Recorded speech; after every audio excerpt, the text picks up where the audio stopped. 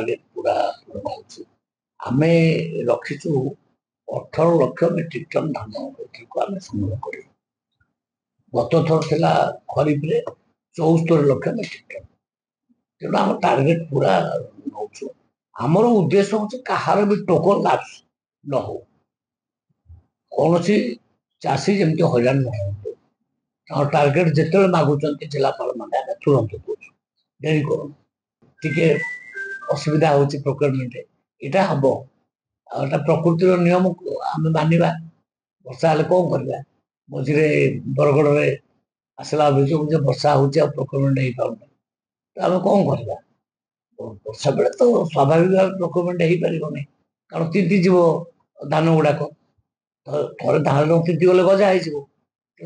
चाउल हो पार तो स्वाभाविक भाव वर्षा बेले टे प्रोक्योरमेंट बंद थाए तो बर्तमान प्रोक्योरमेंट फुल स्पीड रे चली भावुचे जून